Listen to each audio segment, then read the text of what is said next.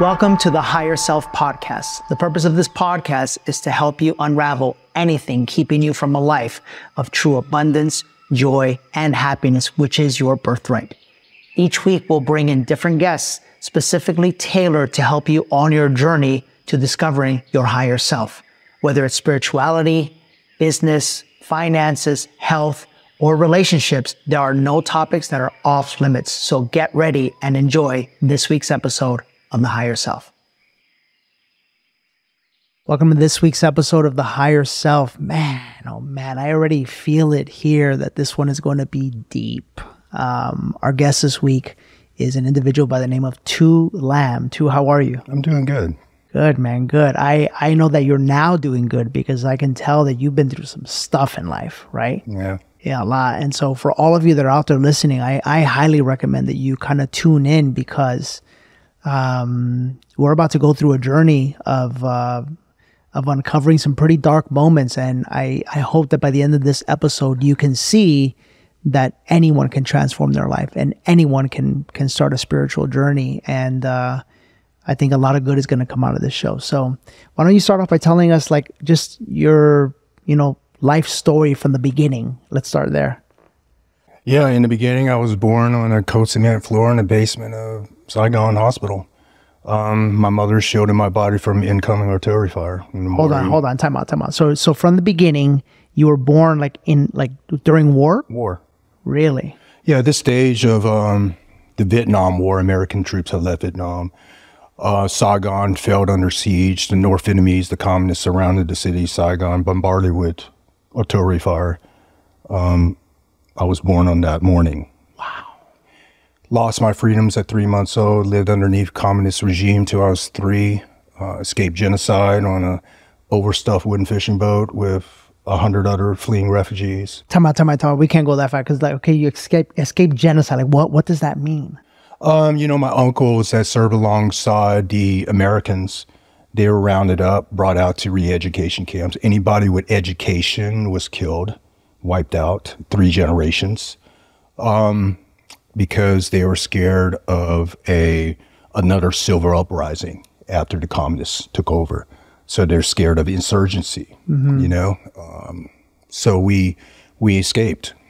We were lived underneath communist occupation, oppression. Mm-hmm. My parents, they one morning they escaped on a fishing boat, and we navigated in. We're trying to go into Malaysia.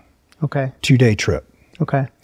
First, you have to escape the pirates, right? Because there was pirates coming in from Thailand, Malaysia.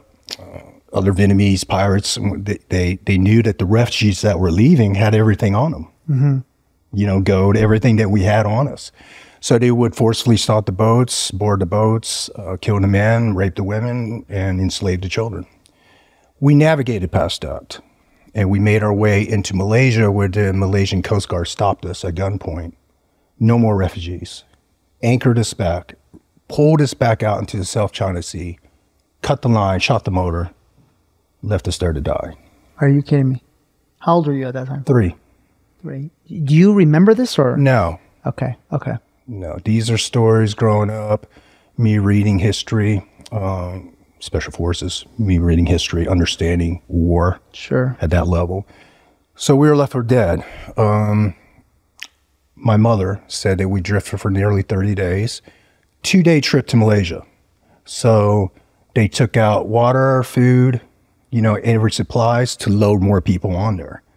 So lack of food and water, people started dying. The dad was thrown overboard. Somehow a Russian supply boat was coming out of Vietnam, saw us, saved us, took us into Indonesia, where we lived in a refugee camp for 1.5 years. Now, Danny, these refugee camps, people die. People were murdered, drug out in the jungles, killed, lack of food, water, So we were raised up in that. My uncle, my American uncle, he was a Special Forces Green Beret officer, and his G base got overran in Vietnam by the North Vietnamese. He was stabbed in the ribs by SKS, medevaced out to Saigon, where he met my aunt. Fell in love with my aunt, married her, brought her back to the States. So he expedited the paperwork to get us out of, the refugee camp. Yeah, because you had to be sponsored. You know? And we were sponsored. Like we were told, hey, you can go into Australia, you can go in Canada. But my mother made a promise to my grandfather that she'll reunite with her sister in America, the American dream, right? And, you know, they said that, you know, my uncle would take care of us. He's a good man. So he was an officer, you know, so he wrote the letter of recommendation. We were sponsored. We came over to the States. My biological father, my mother, my brother, and myself. And we lived with my uncle for a little bit, and then we went to, gosh, a very poor part of town, you know, refugees. Didn't speak the language, didn't have clothes, so third hand-me-down clothes, you know, very poor. One mattress is all we had in this apartment. We all slept on one mattress, very poor.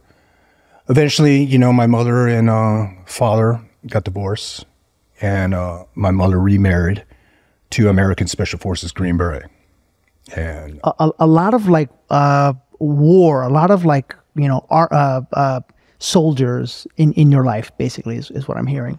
Yeah, I mean, Fort Bragg, Fayetteville, North Carolina is where I settled in, and that's the home of special operations. You know, the most elite warriors are there. Yeah. You know, I was raised in a very strict military upbringing, a lot of discipline. You know, I wasn't ready for it at my level, you know. And I want to snapshot this for you. 0 to 7, you know, it's your beliefs, right? That's your narrative when you're programmed. 0 to 7. You know, by the time I landed in my stepfather's hands, you know, the trauma. You know, at the time I didn't know what trauma is, you know, obviously. But growing up in Fayetteville, racism. You know, Vietnam War, not a very popular war. I was the face of this unpopular war. I smelled like an indigenous person. I was spit on, segregated. But man, I tell you, like, you know, my stepfather raised me with a very strict hand, and that kind of pushed me into the direction of the warrior. And how I came across the warrior was that VHS tape was given to me by my biological father when I was 8. It's during divorce. It's a final gift, departing gift. And it was written in Vietnamese. It was dub tapes, 4 tapes in this box. And I put one random cassette tape in it, and it was the art of Bushido, the way of Iaido, the way of sword and mind, warrior, you know, to live by a code of values. You know, compassion was the driven code of Bushido, the 7 virtues. And, you know, at that time when I was young, I looked at it as, wow, it's just cool. You know, you're seeing all these swords. It was ninja back then. So I was really intrigued by that, but I didn't know that was taking me to a higher path. And let me explain the higher path, Danny. You know, suffering, right? Suffering brings us to our higher path. If you're able to look past the suffering and hardships. Well, you know, I was oppressed, and, you know, I was left for dead. You know, my people we lost our freedoms. Start again in a new country, you know, oppressed. So when I looked at the Bushido code, the samurai code, the warrior, you know, I knew at a young age I wanted to be this warrior, and I knew that the special forces, de oppress libere, you know, the motto of the special forces is to free the oppressed, from oppressed man to free man. So I knew at a young age, because I was indoctrinated into that military spec ops life, I knew that this is my ticket. This is what I needed to go back in these foreign countries and to fight for the people that can't even fight for themselves. So I did. You know, at 18, I joined the military, paratrooper, ranger, training. 21, I was on the A teams in Special Forces. That's a big deal. It's a big deal. It was a long pipeline. Special Forces, Green Berets, are the longest pipeline in special operations. When you say pipeline, so what does that mean? Pipeline of training. We go into selection. We go into you know, the academics portion. You go into unconventional warfare phase. You go into your weapons training, you go into free fall training. Like it's just a year and a half of training. You know, by the time that you come out, you're a machine. You're this force. Yeah. Right. Yeah. So my first station was Okinawa, Japan. Right, Okinawa, Japan. Forward deployed, Okinawa, Japan. I was on a search and rescue team. So North Korea was a big issue, still a big issue today. No dong missiles can come out and reach America, so that was a huge threat. So they sent guys like to hunt down these no dong missiles, and we work with the Korean Special Forces, South Korean Special Forces.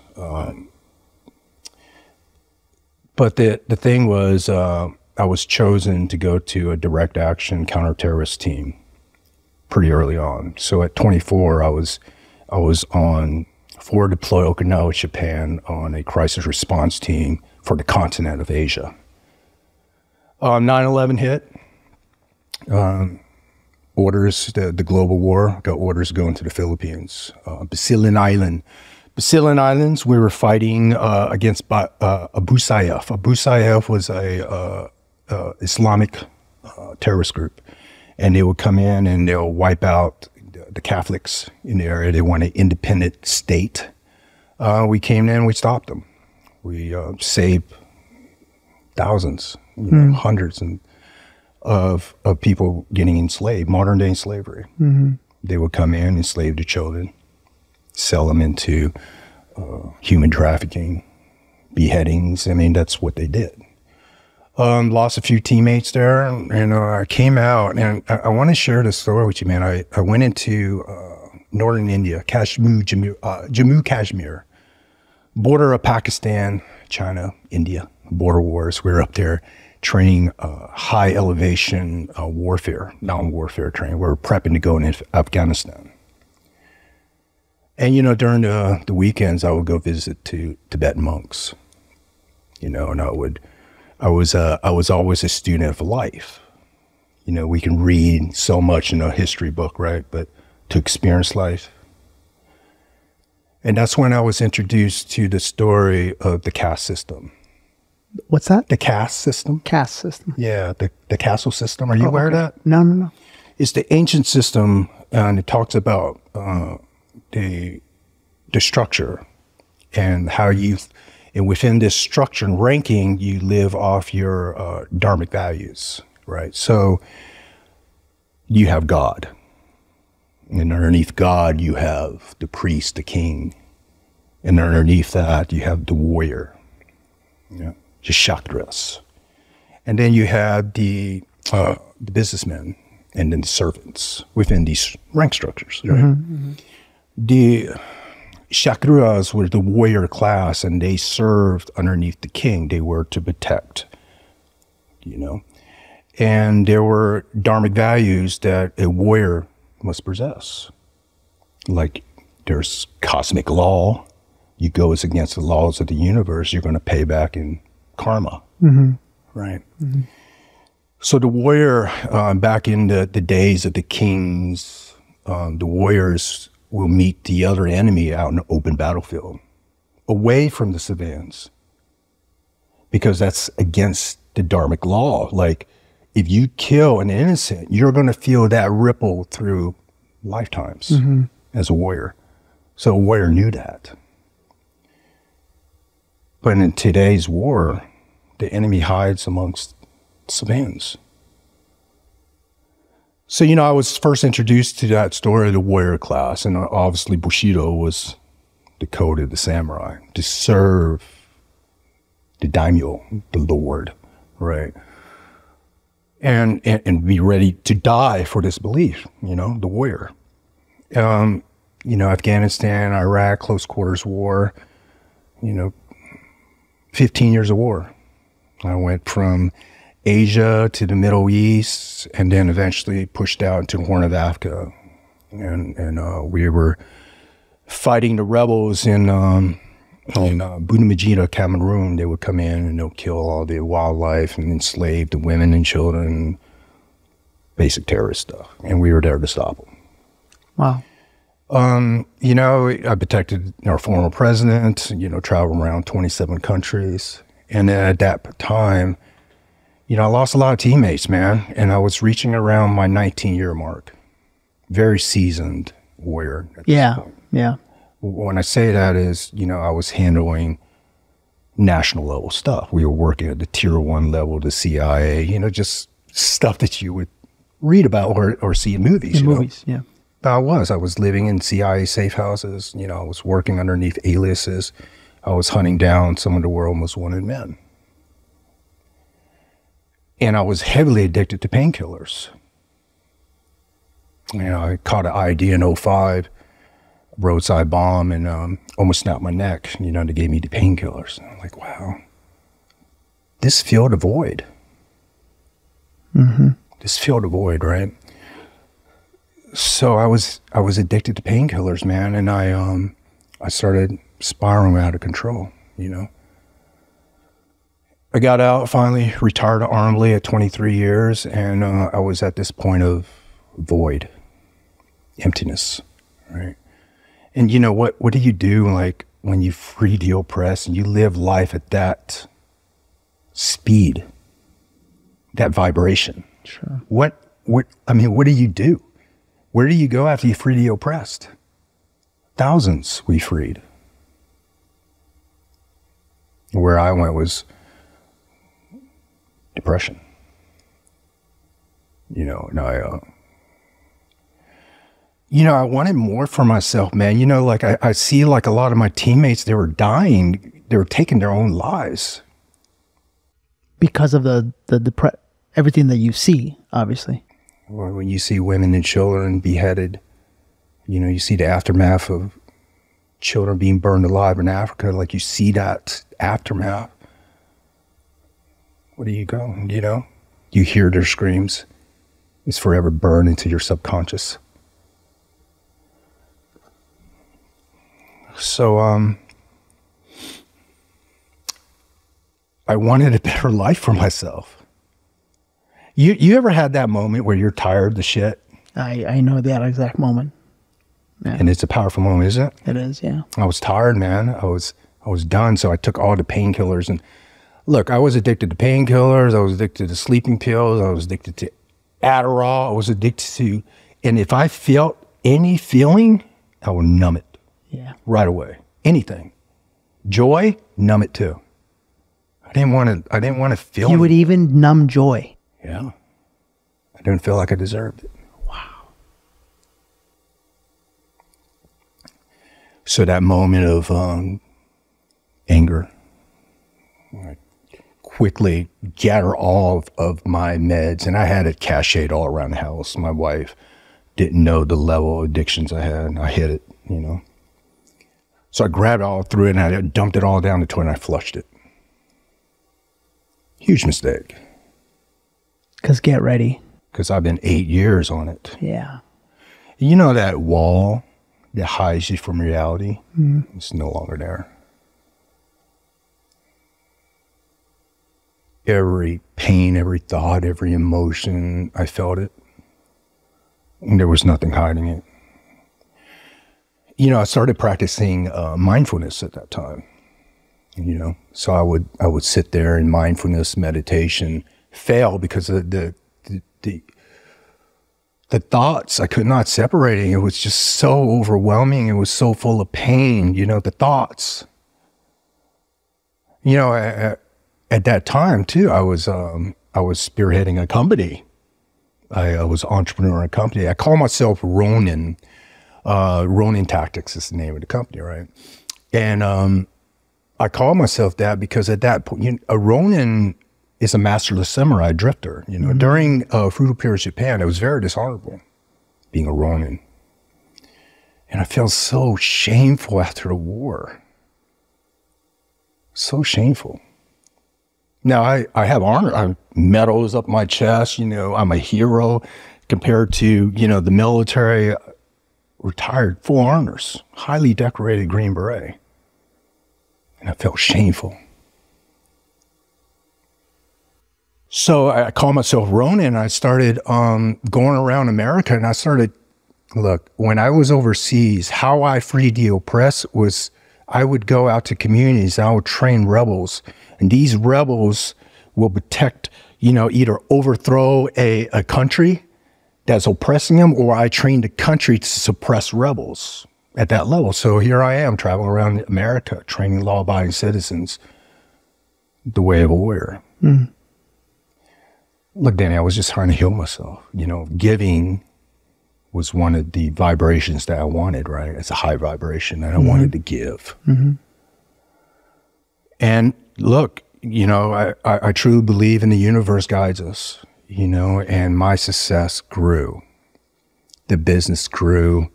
During the war, I was able to, equipment that didn't work for us, I was able to kind of draw it out and engineer, and that resurfaced. And then now special operations is using my gear, my design, the military.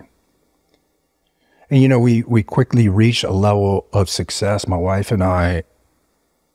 And look, fame, I'm a Call of Duty character. I'm on the cover of Modern Warfare 2.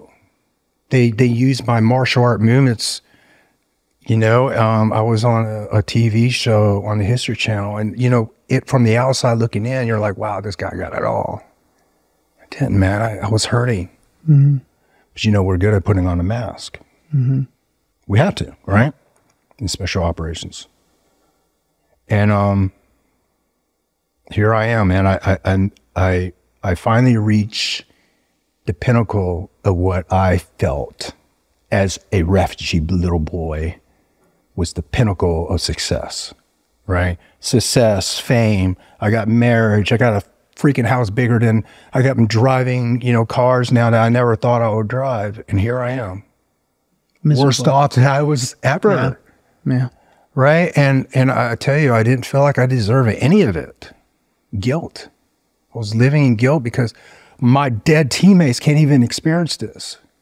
I was living in guilt because I felt shameful. And that started my journey, right? Started my journey into healing. So the first step to healing was meditation, mindfulness, right? To kind of rechange the chemistry in my brain. So I got into mindfulness. I sat in mindfulness for 7 years. Every day. I failed for the first 3 years, almost every day. Every day I would sit on that meditation mat. I hope you're all listening to this. My apologies for interrupting you, but we get so many questions like, how do I start? And so I think this is important. Yeah. So for me, it was mindfulness. It was trying to separate thought from emotion. Mm-hmm. I know the concept of it, but how do you do it? Let me explain this, Danny. Like in the special forces, before I go in a country, I study the country. I study the people, the history, the demographics, the weather, the terrain, the environment. And then I look at all that intelligence and I look at how I can effectively kill the enemy. Right? That's what I do. But what happened if the enemy is you? Right? So I took the special forces concept.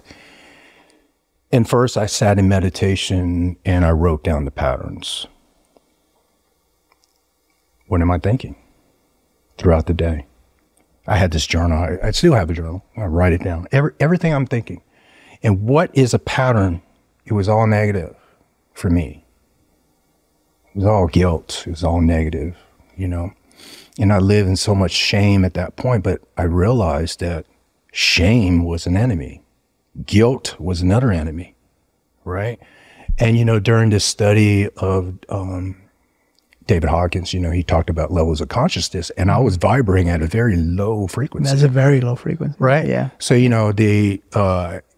for the viewers, you have the pagoda, kind of, and at the 200 mark and down, if you're vibrating at the 200 mark on down, which is guilt, shame, even pride, right? Desire. Yeah, desire, pride, all of them. And then courage kind of breaks it. Sure. I was vibrating anything lower, but there were certain areas that I was vibrating at courage. Mm-hmm. There were certain areas I was vibrating at a very high frequency, but overall I was vibrating very low. Yeah. So that was my enemy. And I started separating, thought from emotion. I started studying the patterns and I would sit with the emotion. But I didn't know how to release, man. Like, how do you even, I watch documentaries, I watch YouTube videos, and like, you release like this, and they drop a pen on the ground. How do you release like that? Yeah. There's a process, right? So my first process was, there's special operations group. A lot of us, we go into plant-based medicine. Never done plant-based medicine, I went down to Mexico and... what was your first medicine? I began an extract from the iboga root, which is the tree of life from Africa. So most aggressive treatment. Like 24 hours, isn't it? Or yeah. Yeah. I tell you, people had visuals and all that. I had nothing. I just felt anxieties and pain and shame for 24 hours.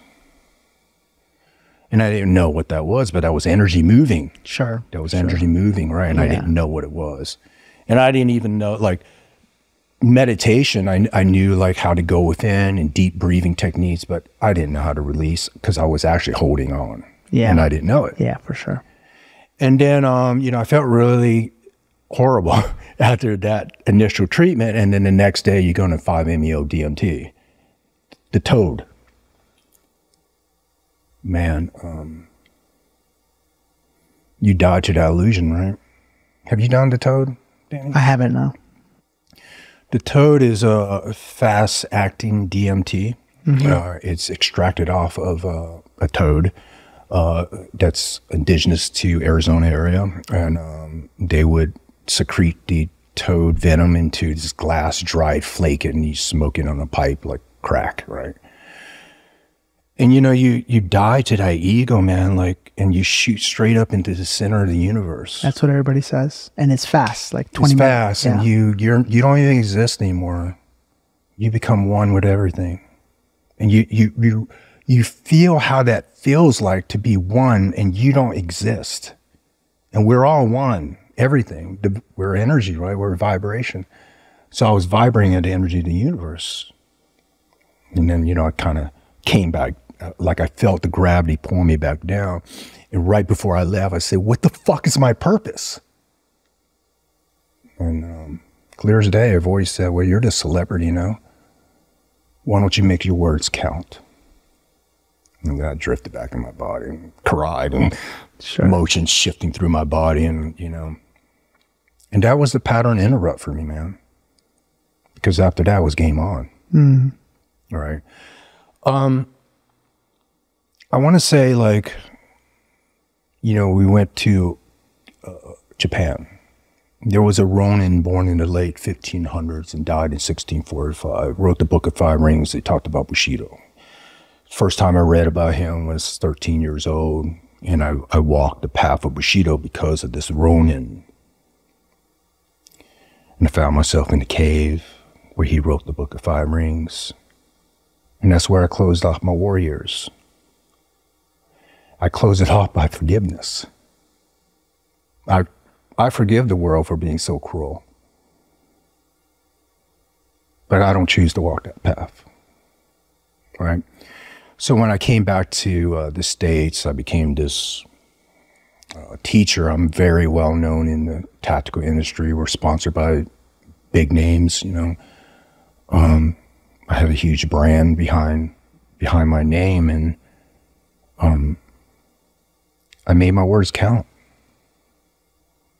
So I started public speaking, right? Outside my norm, public speaking. But let me explain this to you. When I came back home, I sat in a place where I leveled the frequency, and I call it a space of emptiness, And then within this space, I sent out an intention, to the universe. And I realized if it comes from the heart, it's going to happen. It's going to happen. I set the intention. It comes from my heart. I am the creator. If I'm able to vibrate at that frequency, that's right. I could send it out to the universe, and it's going to come back. That's right. And what I sent out to the universe is I said, God, this world is so cruel. Let me be this force. Give me words. And it came in, man. They're like, public speaking venue. Hey, too, can you speak to these law enforcement officers that are taking the lives? Can you step up for the special operations veterans? And I have. And I became this force, but I vibrate at the frequency of the universe now because I believe it, man. I think you know it because you lived it. Yeah. Yeah. But I tell you, the plant taught me a lot, right? And let's get back to letting go, right? Sure. How do you let go? So, about about 4 months ago, I was in Mexico and I sat with Wachuma. Sure. Have you ever sat with that? I haven't. For me, it's been ayahuasca, the mushrooms, and the frog, Cambo. Oh, that's been horrible. Horrible. Yeah. Okay, yeah. so Wachuma, a little history on that was by the Mexicans, right? It was a ritual practice by the ancestors. And then during the Native American, when they were basically facing genocide, right? And they were retreating to their tribes and, the Western expansion wiping out the natives, they turned to Wachuma to heal their traumas. Well, here I am sitting in Mexico, in ceremony. And, it's important to sit in ceremony. When we talk about a lot of people, they do mushrooms, or they'll do some kind of, plant-based medicine. But if you don't sit in ceremony, you're kind of just throwing it out there. No. Yeah. Right. I get that so often too. It's like, I'll mention it and I'll, people know that I work with the medicine and they'll say, oh, I've done mushrooms. And my second question is always, in ceremony? No, not like that, but then you haven't really. Yeah, because I believe in the power of your ancestors. Absolutely. Right, and they absolutely. come, right? If you and it's open up very that sacred. space. Absolutely. So here I am, sitting in ceremony. It's very native practice. It was a 4-day event. The first day I drank, it was like a brew, and they actually brewed it during a full moon, right? Ooh. Yeah, so very traditional. Yeah. And I drank it, 5 cups of it, and what happens is 5 cups. Yeah, off of your body size and your weight. Yeah. The first day was very hard, man. Like all the emotions surfaced, and I felt heartbroken. Right, heartbroken. That was the biggest thing. Heartbroken and guilt and pain. And I sat there all day. The next day, so Wachuma is a grandfather plant. Yeah. It's a masculine plant, right? Ayahuasca is a feminine, right? Grandmother. Yeah. Grandfather, what he does is he teaches you. Nobody's guiding me through this. You sit in ceremony. The plant-based provider, the medicine would teach you to believe. So I'm sitting in, and I got a Red Squadron SEAL Team 6 guy. I got a SEAL Team 5 guy. I got my ex-teammate, in one of the most elite Army units, and like Spec Ops guy all around me. We're in this safe house. It looked like a CIA safe house. First day, heartbroken. I'm crying. Just second day, it was like I'm lining up the cross arrows. I'm going to shoot this guy, all right? I was getting smarter.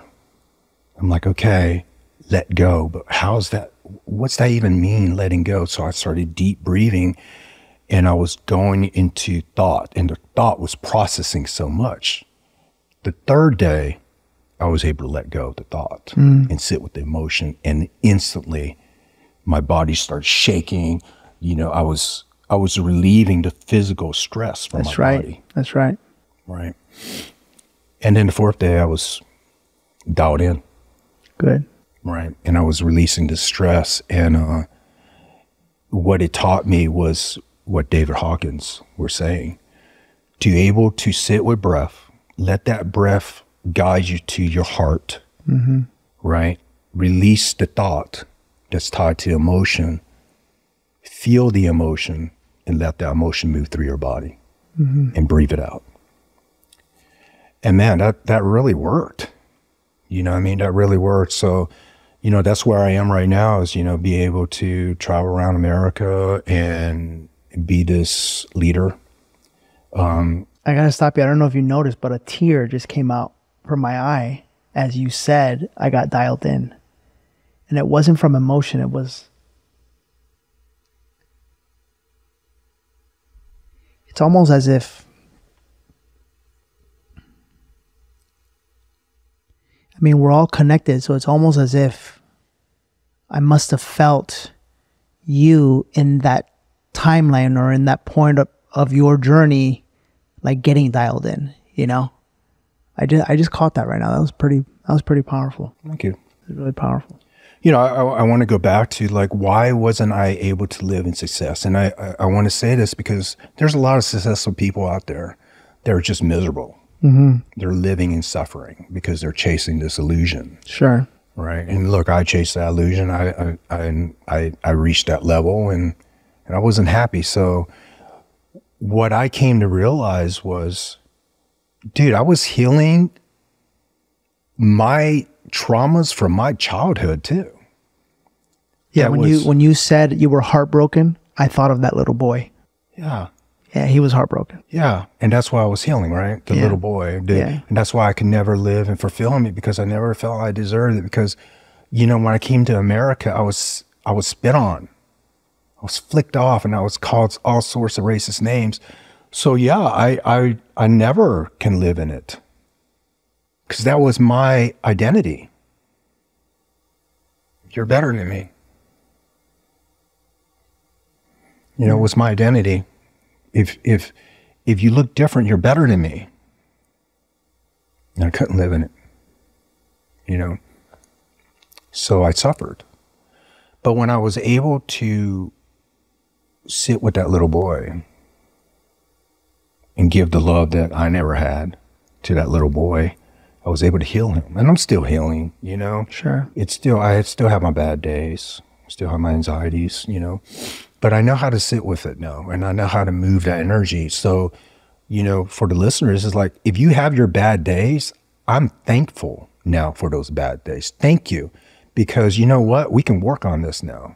Thank you for the emotions to surface, because now I can release you. You know, otherwise, how can I know? Such a... I say this, I get in the most trouble when I post something on, like, let's say Instagram and TikTok, and I say something along the lines of, like, you can let go, and you can choose to let go, and you can choose to forgive. And people who, you know, rightfully so, because they experience a lot of trauma and a lot of trauma at the hands of other people, when they are still living in, you know, we call it the ego. I don't want to say that in a bad way, but in the mind, that infuriates the mind, because the mind doesn't want to let go. The mind wants to stay in the safety of the misery of the pain, because the mind's job is to, and the ego's job, I heard this once, is to essentially grab us by the neck and put us up against the wall so that we stay miserable. We stay in this box that has been created. And the beautiful thing is that I believe God has blessed us all with the ability to have the courage to let go whenever we want, you know. And when we're able to do that, and we're able to release, and we're able to forgive, we start to have some pretty incredible moments where our body shakes, right? And it's a pretty visceral moment, because I don't think human beings realize that when you hold on to trauma, your body is literally holding on to all of it, all of the anger, the frustration, the rage, the unforgiveness, right? And your body is suffering as a result of it. And so when you're able to shake like you did, I know that feeling very well, and you're it's the most beautiful feeling because you're like, healing is happening right now. You know what I mean? And I know you know what that feels like. And You're it's crying from your soul. Yeah, man. Yeah. You know, like just that deep soul cry. Yeah. Hey, thanks for watching this week's episode of The Higher Self. The reality is if you're watching this show, it's because you are searching for more and you know deep within your heart and soul that there is more potential from your life. Maybe you desire true financial abundance and freedom. Maybe you desire to heal the fragmented parts of you. Or maybe you desire to attract the relationship of your dreams and be in a relationship with passion and true love. Whatever the case may be, that is what we specialize in. We specialize in helping you and guiding you to healing the fragmented parts of your life that have created these stories in your mind that keep you from living the life of your dreams. If you want to find out how we can guide you in that process, my mastermind Inner Circle does just that. It's a group of like-minded individuals that is wanting the absolute best out of life and will not settle for anything less.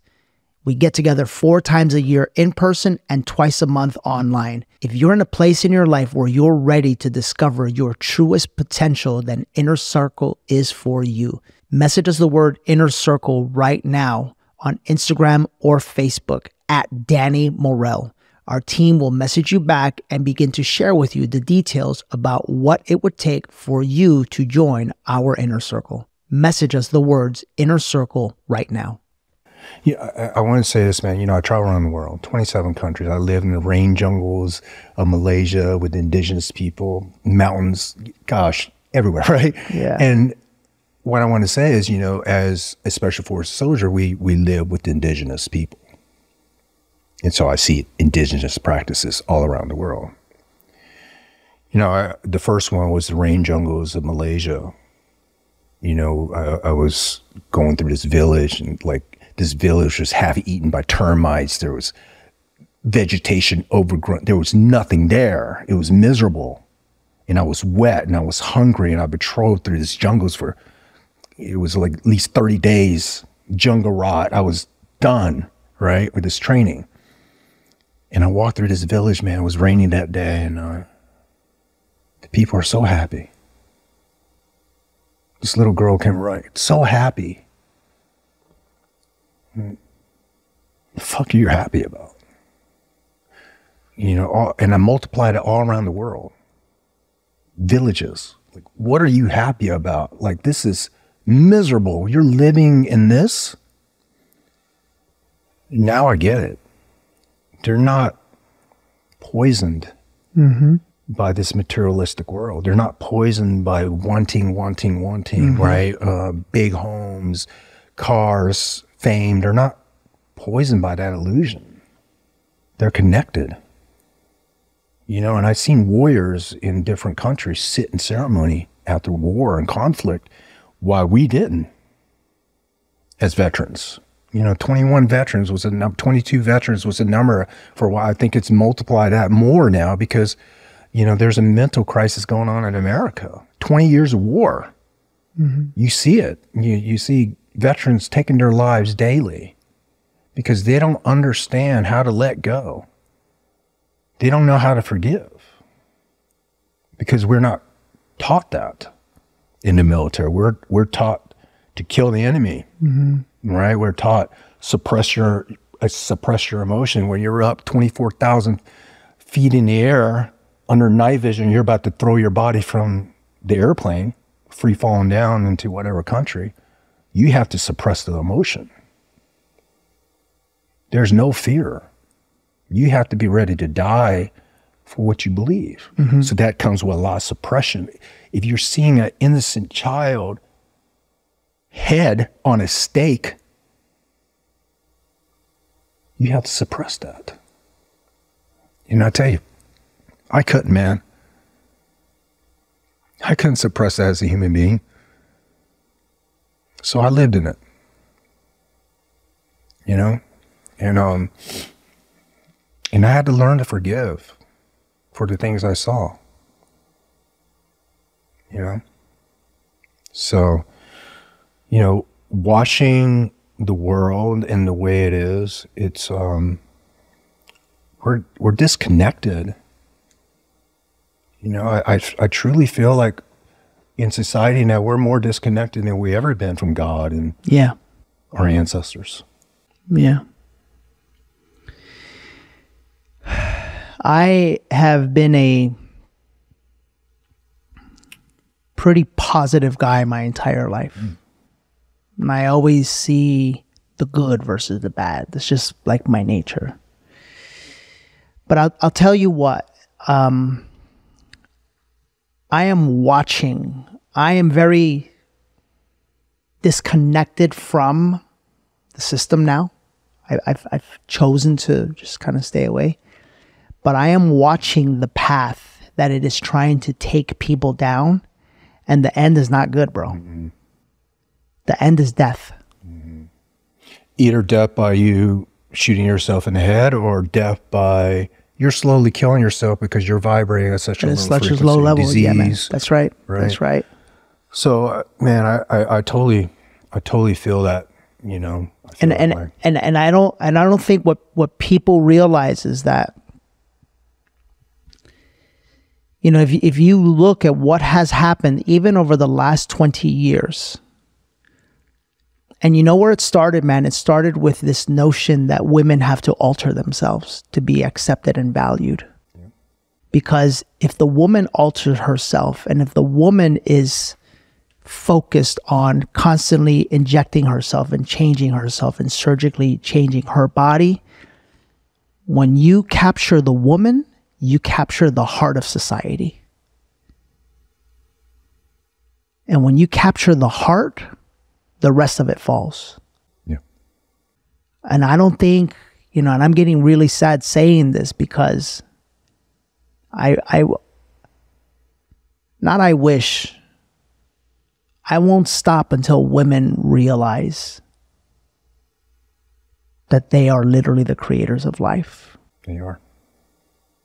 Because when they realize that, and they detach from this notion that they have to change themselves or alter themselves to be accepted, valued, and loved by a man, the man will follow. Mm. The man will follow. And as you look at what's happened, and you look at, you know, darkness has a plan, you know, and you look at how it started with women changing themselves, and now you have human beings changing themselves and altering themselves and, you know, wanting to be a different version of themselves.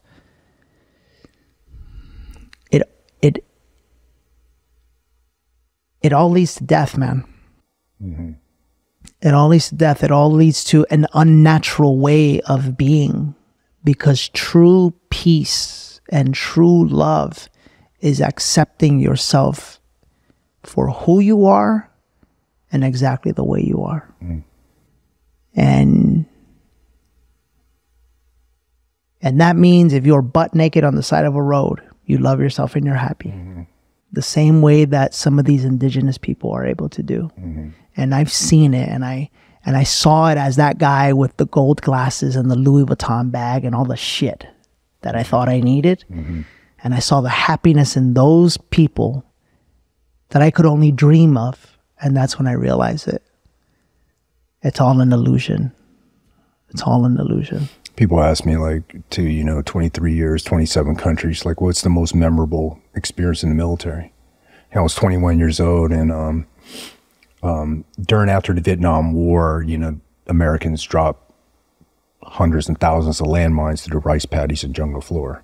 Kids are, fast forward that to 98, kids are losing their limbs, limbs, playing in these jungle floors. Years later. Yeah.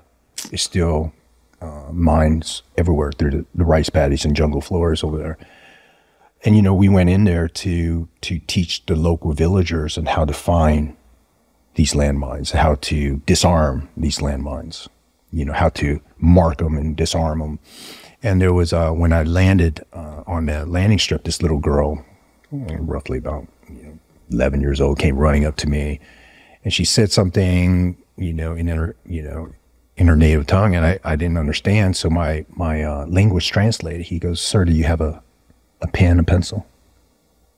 So because I gave her candy and she didn't want that, and so I pulled out a pen. I gave it, kissed me on the cheek, ran off. Didn't think too much of it. Later on, I was looking at the map. I was planning, because there are rebels in that area, so I had to look at the perimeter. I had to look at the security, and the linguist said, "Do you know what you did this morning when you gave that little girl the pen?" I said, "No." He goes, "Sir, there's no schools, there's no paper, there's no pens, pencils here. You gave the girl hope." Mm. You know, when we had nothing in America, my mother said to me, "If you have an education, you will never be oppressed." So my mother's voice came in, and so during that deployment, not only did we fix the landmine issues, but we also built a school for the children. Beautiful. And we put explosives to a nearby river and rerouted that river so they can have running water in that village. That's the most memorable experience. You know what? And that's the meaning of life, Danny. Like, what do we do in this lifetime that can better the span of humanity, right? That's right, bro. That's right. That's right. Yeah. Yeah, so that's, you know, that's kind of where I am. I love that. I love that. I think your story is, I got to be honest, I do a lot of these conversations. I don't know that I've done one where I was feeling what you have gone through in a really deep way. And I know our listeners are feeling that as they're listening to this. You could feel the energy. It's pretty profound. I think the most beautiful thing about your story is that, you know, so often we as human beings try to make our trauma, or whatever our trauma is that we've experienced, like so bad in our heads that we can't get past it, that we can't let it go, you know? And I think the beautiful part of your story is that, man, I think it's safe to say you've seen some of the worst things there are to see, period, in the story. And you had the courage to meet the darkness face to face and allow yourself to open your heart, you know? Because for a little boy who was left to be dead at sea, you know, at 3 years old, and whose father wasn't around, and, you know, for you to see women and children treated in that way, like, shit, man, I got to tell you guys, I don't care what you're going through. I don't think it's that. Yeah, I mean, but you live with it, right? Like, you know, people always say, "T, you're such a badass," you know? What's that even mean? Yeah. I just had enough courage to fight for the people that I came from, and I was able to overcome, well, not overcome. I was able to take my pain and my sufferings, and I was able to make a difference in this world. Because if I didn't feel that, man, I don't think I would have done it. Yeah. You know, and Bushido, in the way of the warrior, you know, is to readily die for what you believe. And there was many times in war when we put explosives on the door and I had to go through that door and kill the enemy at a close quarters range. One or the other is going to die, right, in a gunfight. You have to believe in this, and you have to be willing to die for what you believe in. And that's no different from life. Like, you know, people go through this world with the illusion of, oh, just half-ass it.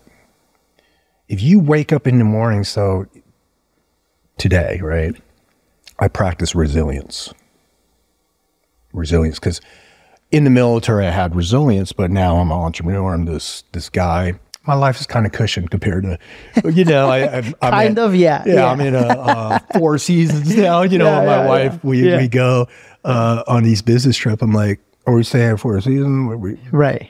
Staying on. Right. Or the Ritz or whatever. Yeah. So I'm used to that now, Louis Vuitton, but I get it. I get it all. But resilience. They say the samurais every morning, they would get up early before the sun, 3 o'clock in the morning, and they would bathe their bodies in cold water. And then they'll apply sakura oils to their body and hair. And they'll write themselves before the moments between darkness and light, and they set intentions for that day. And they're willing to die for what they believe in. Deep. Bushido. So I get up at 4 o'clock in the morning, I cold plunge at 38 degrees, and I sit with breath. I sit with emotion. And whatever is its surface, I sit with it that morning. And in the moments between darkness and light, I set my intentions. And my intentions now, man, it's just to be a better human being, to be a better husband, to be a role model. I'm this influencer now on social media. To be that, to help. And I send it out every morning, man. I set that intention, I send it out to the universe, and it comes back. We're having this conversation today because of that. Mm-hmm. The universe. Yeah. Right. There's so many people suffering out there. And I tell you, I didn't say that I found a cure. But man, I believe I'm on the right path. Right? Because the universe is telling me I am. That's right. And the beautiful thing is that regardless of whatever trauma we've faced, we can decide to, when we're ready and when it's our time, to go on that path as well. It's available to all of us. Mm-hmm. Yeah. Thank you, man. Yeah. Thank you for being here. Absolutely. How do people learn more about you? And just Google my name, Tu Lam. Tu Lam, that's a simple one. Yeah, Tu, last name Lam, Lam. I run a company called Ronin Tactics. You can catch me on Instagram at Ronin Tactics, Facebook at Ronin Tactics, YouTube Ronin Tactics. My website's www.ronintactics.com. And what does Ronin Tactics do? Ronin. Okay, so broke it up in 3 phases. Ronin, we travel around America. We're booked out training. I teach law-abiding citizens. I teach law enforcement. We're booked out law enforcement. I teach tactics, close quarters gunfighting, hand-to-hand, blade, knife fighting. So all my spec ops skills at the lethality level, I teach. Jeez, I was just thinking, like, there can't be possibly anybody better in the world than you at this stuff. Like, this is. Oh gosh, and then I post that on social media. How I would disable a threat, and I teach that. I teach that with intelligence too. What is the special forces mindset? Home defense. A lot of crimes going on in the world right now, so we're being asked a lot. Along with that, I started posting videos of my hand-to-hand, and Call of Duty found me. And then I started doing motion capture for Call of Duty. Popular character, so he got on the cover of Call of Duty. So we do that. I do speaking engagements. All the above? All the above, right. I also, with my wife, I run Ronin Tactics, where I engineer with my team of engineers ideas like equipment. Then I know how to take down a building. I know what you need to take down that aircraft, that train, whatever, right? Whatever it is. Right. Right. And I engineer equipment. Special operations is utilizing my gear. So Hollywood, training, and business. That's where I am. I like it, man. Yeah. I like it. It's almost as if you found a gift in all of the heartache. Well, let's talk about it, like ego. Yeah. you know, we try to suppress our ego. We're like, man, I try to kill my ego with plant, right? I try to kill that thing.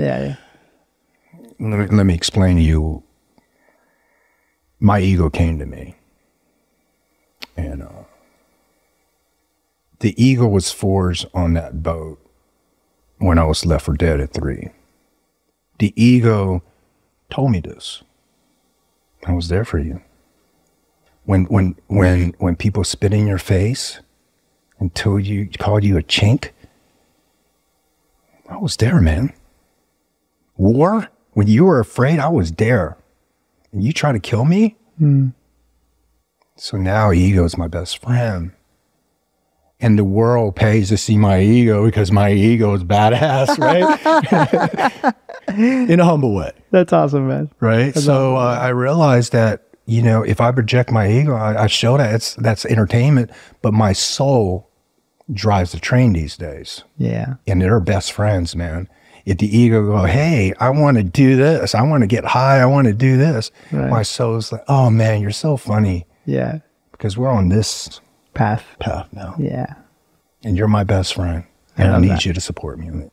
And my ego usually, okay. Yeah, all right, man. Yeah. As long as you let me out sometimes, right? Yeah, and I do. I let them out in the entertainment world. Yeah, I love that, man. That's awesome. I'm going to take that one. I'm going to remember that one for myself. Thank you for that, man. Thank you for that. Yeah. See, we're ending on a smile. See that? Look at that. There's always joy at the end of the tunnel. So I hope you enjoyed this week's episode. I know I did, and I hope you felt the impact of it. And I hope that you realize that no matter what you've been through, no matter how bad you think it is, that there's always space for you to be able to decide to let go of it. We'll see you next week. Thanks for watching this week's episode of The Higher Self. If you heard something in this week's episode that caused you to think maybe, just maybe, there was a higher potential for your life, maybe there was a potential to earn and receive financial freedom, to attract the relationship of your dreams, or to improve your health, that's what we specialize in.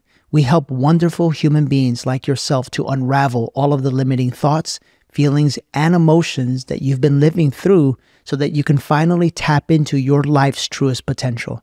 If you'd like to talk more about that, we invite you to join us on Instagram or Facebook and email us the word discover more. And when my team sees that, they will reach out to you, send you the details of how we could help you on your pathway to a life of abundance, fulfillment, and creating the absolute life of your dreams. Message us right now the words discover more now on Instagram or Facebook, and we'll see you soon.